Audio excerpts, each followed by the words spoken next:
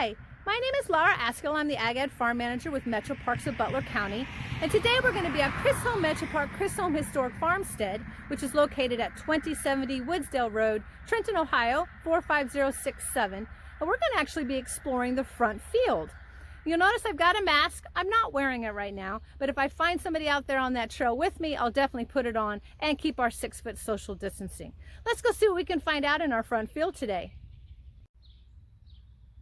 So when you come down Woodsdale Road, you might see our Chrisholm Metro Park Historic Farmstead area sign, and you're actually going to be pulling into the driveway, and you're going to find the field that we're going to explore on the right-hand side. That is our rye field.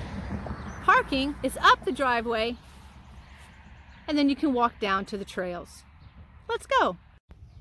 This field of winter rye plants was seeded way back in November. We had a large bag of rice seeds, and we use a broadcaster to help spread them. It's the thawing and the freezing temperatures of the soil which pushes the little seeds way down in the ground, where they can wait until the right conditions occur for growth. So by March, the soil temperature is warm enough so the seeds started to grow. So why did we decide to plant rye in this field? Well, it provides ground cover during the late winter and early spring so that we don't lose the valuable topsoil. It also stops erosion from occurring from all of our rains that we've had this spring.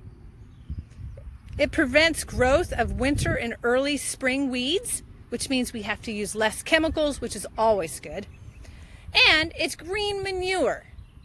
Ooh, what do you mean by green manure? Well, generally speaking, the rye plant is a cover crop, and we're going to till it back into the soil, which adds organic matter. It's kind of like adding vitamins to the soil for our next crop. So you notice the little yellow flowers? One of the ways it is pollinated is by wind. It is a cross-pollinated plant, so it needs other plants around for it to be able to pollinate. These flowers will then become a seed, a rye seed, which is like our cereal. There are other plants in this field, like the Canada thistle. It's a prickly plant, but the flower is very valuable to many of our insects. You'll probably see butterflies on it.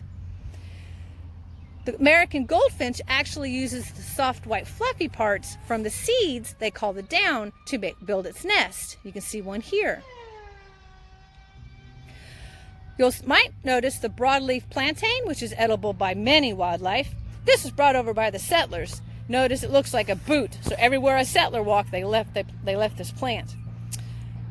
Those of us that have hay fever allergies should know a lot about the next couple of plants, the ragweeds. That's common ragweed, and this one is the giant ragweed. Not so big now, but it will be over 6 foot by mid-summertime.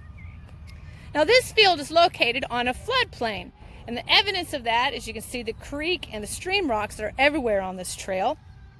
Look closely at this white-tailed deer feces. Do you see the little black insects?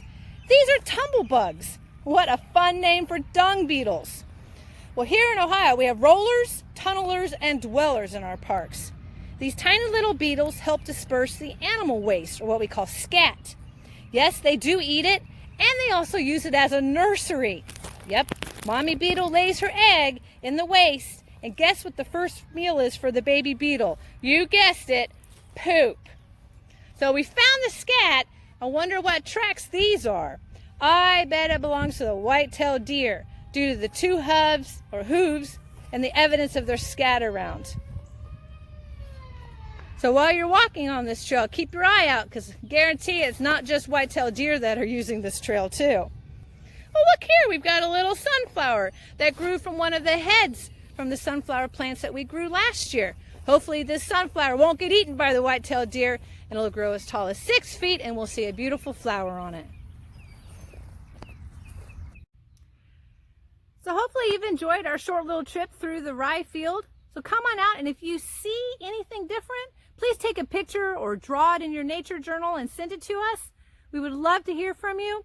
Log off, shut down, and get outside.